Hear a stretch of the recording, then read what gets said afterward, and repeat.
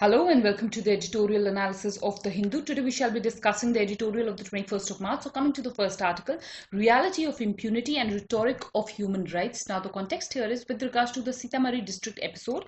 What has basically happened in this district is, this first and foremost you should know that this district is in the state of Bihar, and what has happened is that in a police station in this district, that is the Dumra police station, two men have lost their lives. Their names were Mohammad Gurfan and Mohammad Taslim. One was aged 30 years and the other was aged 35 years. They have lost their lives in this particular police station, and there were also signs of brutal torture on their bodies. So this is a case of custodial torture and custodial death, and this is what brings to light the issue of human rights and rights of those who are under judicial custody. So that is the entire context here. Coming to the issues which have been discussed, the first issue is that of routine impunity. Now this is a key word. Now this is definitely a case of routine impunity in India, because time and again such kind of cases are what emerge. But what is happening is that punishment or responsibility or accountability is what is not done to such people who are doing such kind of crimes. The officers in such cases are either transferred or they are mildly suspended, and they are not actually brought to the book, is what has been highlighted in this editorial, and that is what makes it the case of routine impunity in India. Next, what has been discussed is the role of the National Human Rights Commission. Now this is something that is important, because the National Human Rights Commission in India is what is known as a toothless tiger. You should know that the Human Rights Commission in India is only having an advisory role. It can only advise the judiciary that yes, some sort of a human right violation is what was done, but it has no powers to actually punish the culprits of such kind of episodes. So that is what has been analyzed in the editorial, that the NHRC is also failing its mandate. So that is one thing that is important.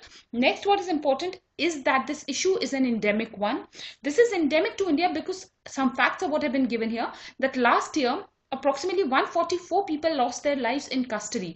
So definitely this is something that is a rising problem. If 144 people are facing custodial deaths, then this problem of torture is something that is very much high in India.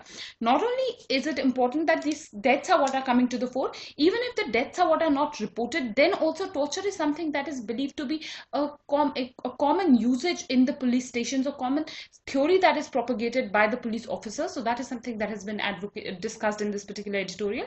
Next, what is important is the idea of torture as a practical tool. Now here you should know that the police in its defense says that this kind of a method is what is important for them to gain out or gather some evidence from those who are the criminals, those who are culprits. But this is something that is being refuted in the editorial. The editorial is saying that this kind of a theory only perpetuates and incentivizes torture, and not only this, the entire system becomes corrupt. For instance, the editorial is discussing that the lower judiciary is one which should be responsible for holding those who are guilty, because it is the criminals are first faced in the lower judiciary, but the lower judiciary is complicit, is what has been discussed in the editorial. Next is the issue of doctors who are also pliant, and often doctors are also unwilling to give a report or medical certification of torture. So that is the entire analysis of this particular issue, that the entire system is working in harmony and that is against the human rights. So that is one analysis. Next is the issue of prosecution of public servants.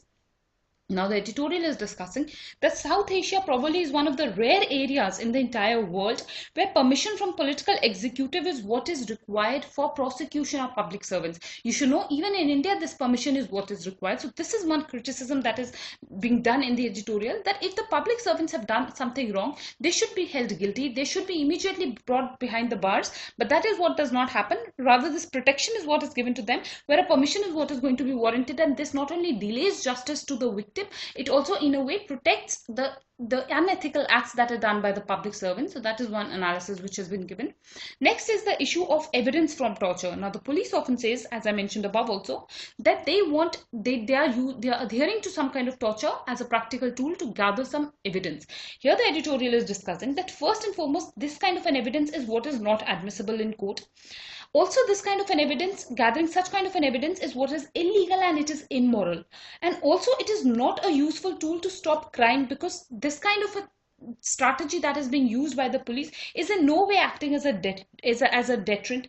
Also, it elicits the system that should be of judiciary should be based on proper evidence rather than unreliable confessions which are made due to torture is what has been discussed here. So the entire process, which is an evidence-based system of judiciary that India is based upon, is what is being undermined because of these tortures. So that is something that has been highlighted here, and this is something that becomes important for us also, because in ethics you can get a case study where you will have to discuss that whether it was right to gather some sort of an evidence, because this is such a conflicting situation, and usually case studies are about such conflicting situations where you have to choose between two rights and which is more right amongst the two rights. So in this situation, using custodial torture is right, or gathering in evidence from such kind of torture, even if the evidence is right, is what is justified. So this point here is what becomes important from ethics point of view, that no, in any case, even if it is getting us evidence, and even if the evidence is what is correct, the means to get that evidence is not right. So this is also important in the means versus end debate. That is important for ethics paper. Next, what has been discussed in the editorial are some positive examples. For example, a case of Kerala police is what has been highlighted. That of Telangana police is what has been highlighted, where there is a complete ban on usage of torture and such kind of, for example, in the Kerala police, the government incentivizes any officer who brings to light a use of torture against the criminals. So that is something that has been highlighted here, that these kind of examples are what need to be appreciated and need to be disseminated amongst other states also. Next, what has been discussed is the need for a comprehensive solution. Now, definitely some comprehensive solution of this problem is what is definitely going to be warranted. Here the editorial is calling for changing the entire subculture of the police so that the mindset of the police officers is what changes, and also bringing accountable and holding accountability of those who are responsible for usage of any kind of torture is what is important. Only then can police officers be deterred from using such kind of harsh practices. That is what has been analyzed.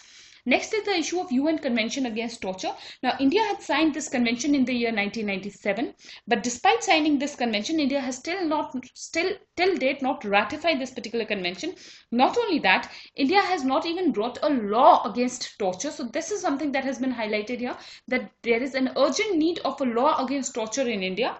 And you should know an example of Bangladesh is what has been given, that Bangladesh brought this law in the year 2013, but India is still lacking in this law. So that is one analysis. Another issue which has been discussed is the issue of justice.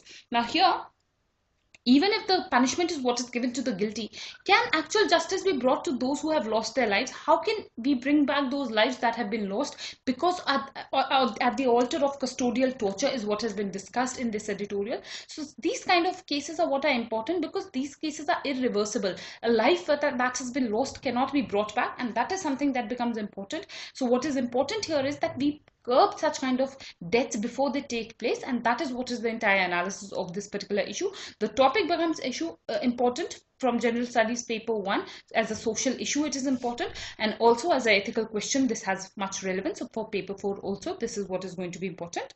Coming to the next article, useful tool. Now the context here is with regards to the dollar rupee swap policy. Now this is a policy that the RBI has now introduced, and it will be implemented from next week. RBI will, under this policy, purchase $5 billion from banks in exchange for rupees. That means the banks have forex with them, and this forex is what the RBI is going to purchase from banks, and in return RBI is going to give Indian rupee back to these banks, and this is expected to infuse money to the tune of 35,000 crore rupees into the economy. So this is what is the entire context of this particular policy. Some issues are what become important. The first issue is that of a shift in liquidity management policy. Now you should know that for a long time RBI has had an open market liquidity management policy. Whenever RBI wants to infuse liquidity, RBI comes up with bonds in the market, or RBI will purchase bonds from the market. So those are the methods that the RBI is using. This is the first time that the RBI is directly purchasing forex from banks, and this is what is marking a major shift in the liquidity management policy of the RBI, and this is what is important for us.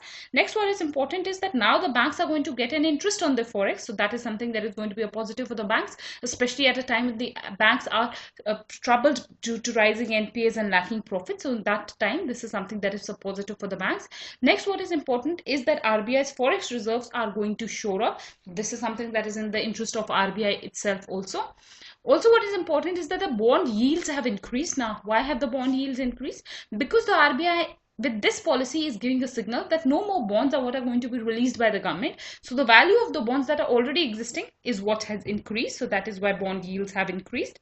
Now there is a twin benefit of this policy. The first benefit is that it will influence the value of rupee. The value of rupee versus dollar is something that the RBI will directly intervene in and it will impact, and also it will have a second dual benefit is that the liquidity of the economy is what the RBI will control.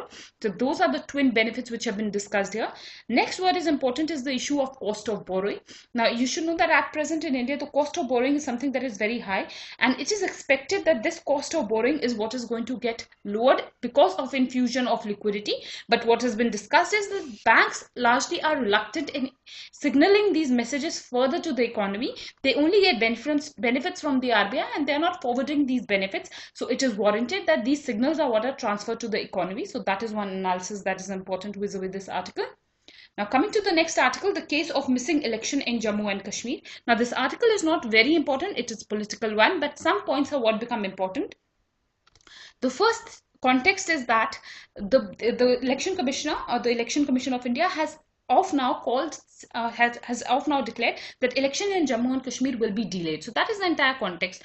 But the issues that are important for us are that in this particular editorial, the issues have been raised vis-a-vis the appointment of the Election Commissioner of India.